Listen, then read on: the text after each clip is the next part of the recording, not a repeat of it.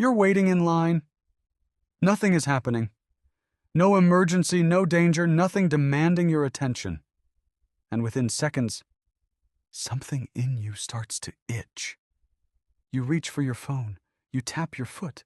You start narrating your own grocery list just to have something to think about. You call this boredom, and you treat it like a minor annoyance, a gap to be filled. But the real answer is far stranger.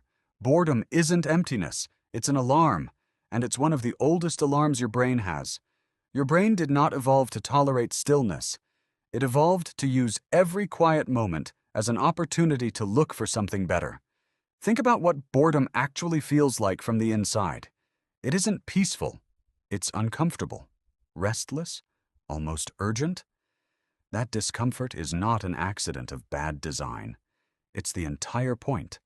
A brain that felt perfectly content doing nothing would have been a brain that stopped looking for food when the first meal ran out, stopped scanning for safer shelter once the current one was adequate, stopped noticing opportunities the moment things became merely fine.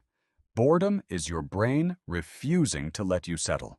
In 2014, the psychologist Timothy Wilson, working with colleagues at the University of Virginia, ran an experiment that became instantly famous for how strange its results were.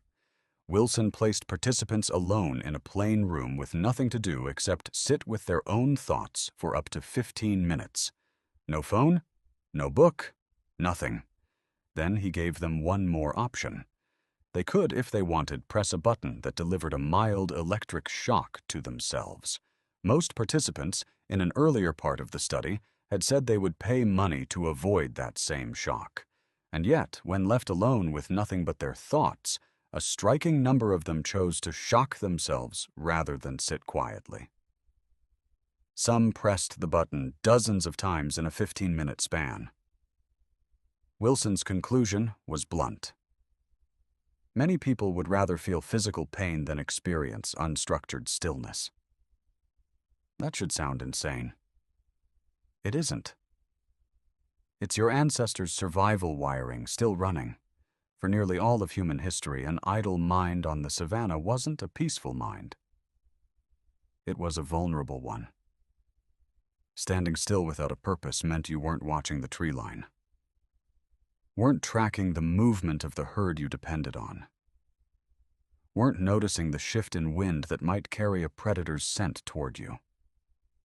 Stillness without vigilance was a luxury your ancestors could rarely afford, so the brain built a mechanism to punish it, not with pain exactly, but with something almost as effective: unbearable restlessness.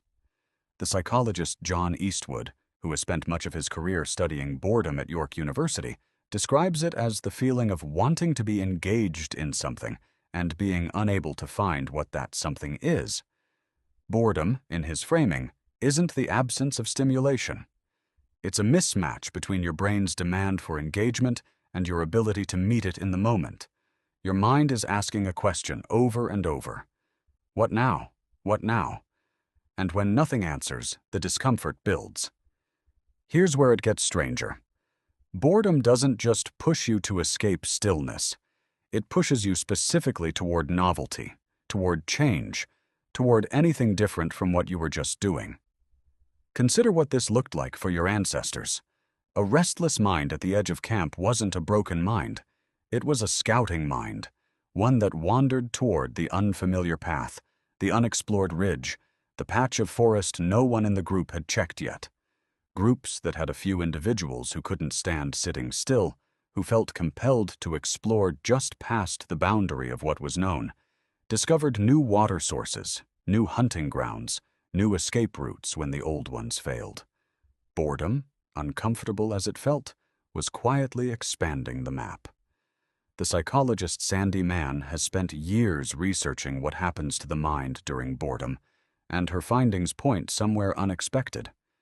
In several of her studies, people who were first made deliberately bored, given tedious tasks like copying numbers from a phone book, performed better afterward on tests of creative thinking than people who went straight into the creative task without any boring lead-in. Mann's explanation was that boredom pushes the mind to wander, and a wandering mind starts generating its own stimulation, connecting ideas that wouldn't have touched each other otherwise. Boredom, in other words, isn't wasted time. It's your brain forcing itself to generate something new, because nothing new is being offered from outside. Now, think about what you actually do the moment boredom arrives. You reach for a screen, not because you need the information on it, but because it is the fastest possible source of novelty available to a restless, ancient alarm system. Every swipe delivers a new image, a new sentence, a new tiny shift in stimulat.